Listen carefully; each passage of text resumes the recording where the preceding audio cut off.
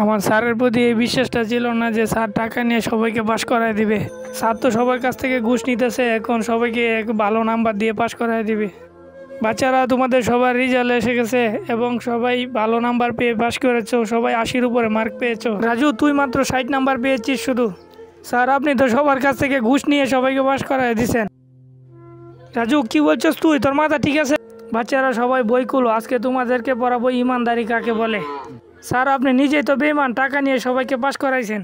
রাজু, তুই কি বলতেছস? তুই কি নিজে জানোস কি বলতেছস এগুলা? বেঈমান কোথাকার স্যার। স্যার আমার মারছে না, এটার বদলা আমি লই স্যারের কাছে। প্রিন্সিপাল স্যার, স্যার আমাকে অনেক পিটনাইছে। স্যারকে একটা কিছু ব্যবস্থা করেন। চল তুই আমার সাথে এক্ষুনি, আমি দেখতেছি কি করা যায়। স্যার, আপনি রাজুরে তো কম মারছেন, আরো বেশি মারার দরকার ছিল। স্যার, আপনি কি বলতেছেন? ঠিক আছেন আপনি? রাজু, তুই বলে গেছস পরীক্ষার আগে তুই শুধু মোবাইল টিপতে আর সবাই পড়ালেখা করতো, এই জন্যে স্যারকে বলে আমি তোর রেজাল্ট কম মার্কস করাই দিছি।